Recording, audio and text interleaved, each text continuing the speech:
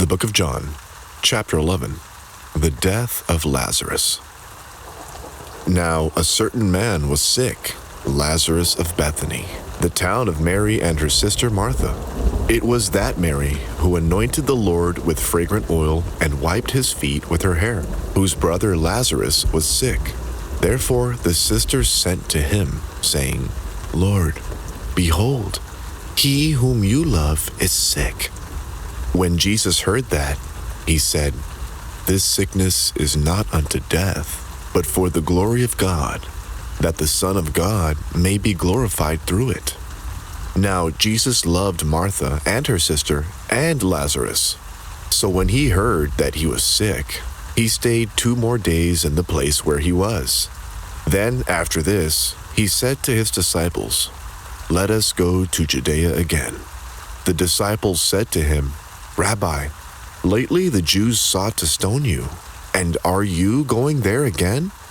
Jesus answered, Are there not 12 hours in the day?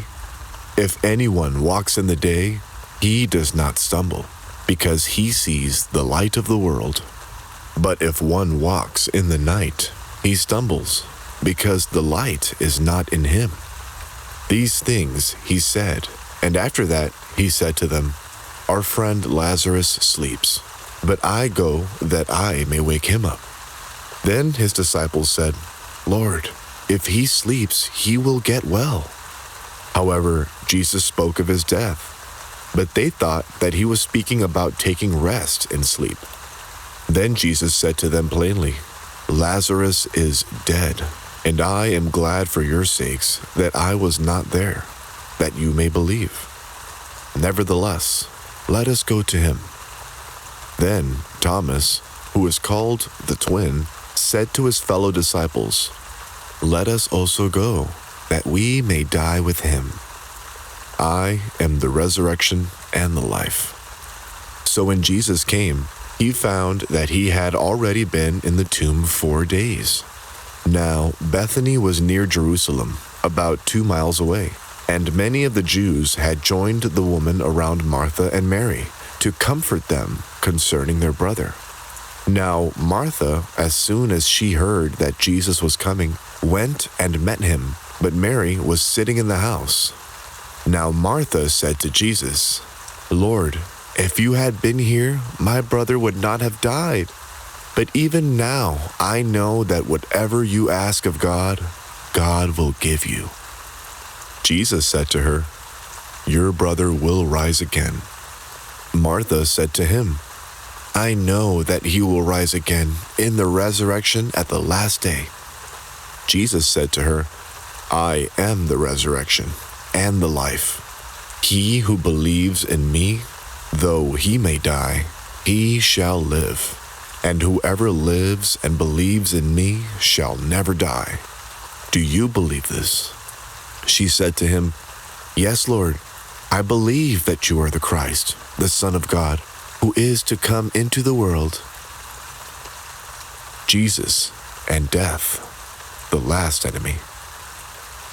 And when she had said these things, she went her way and secretly called Mary, her sister, saying, The teacher has come and is calling for you.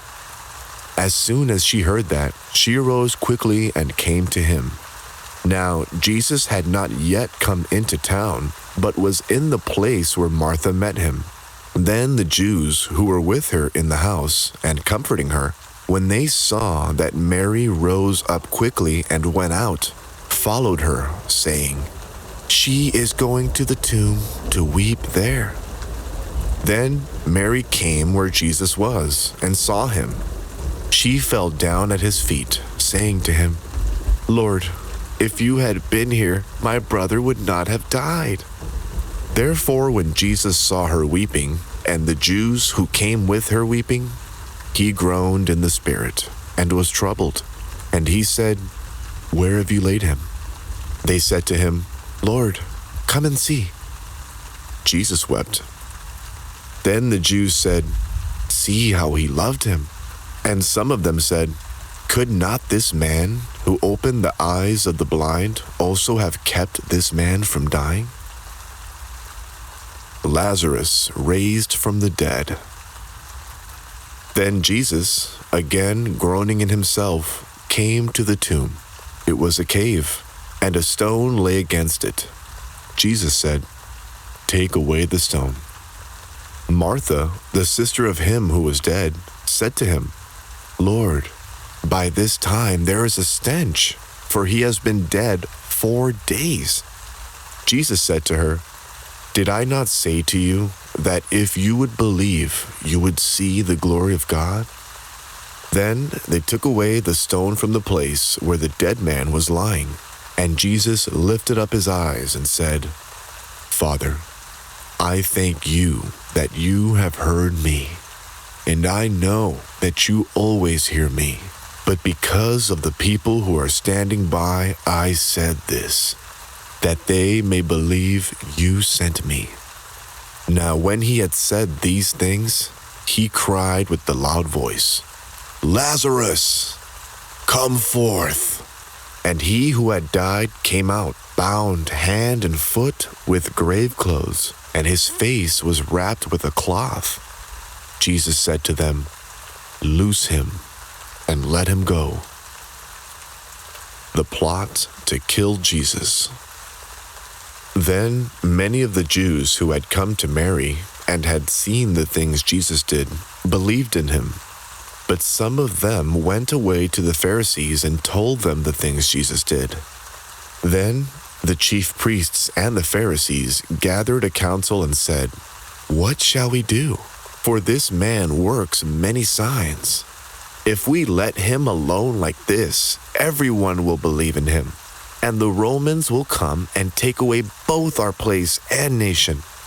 And one of them, Caiaphas, being high priest that year, said to them, "You know nothing at all, nor do you consider that it is expedient for us that one man should die for the people, and not that the whole nation should perish."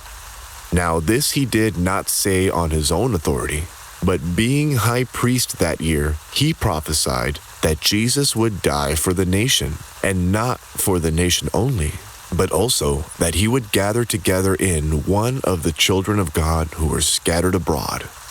Then, from that day on, they plotted to put him to death. Therefore, Jesus no longer walked openly among the Jews, but went from there into the country near the wilderness to a city called Ephraim, and there remained with his disciples. And the Passover of the Jews was near, and many went from the country up to Jerusalem before the Passover to purify themselves. Then they sought Jesus and spoke among themselves as they stood in the temple, "What do you think? That he will not come to the feast?" Now both the chief priests and the Pharisees had given a command that if anyone knew where he was, he should report it, that they might seize him.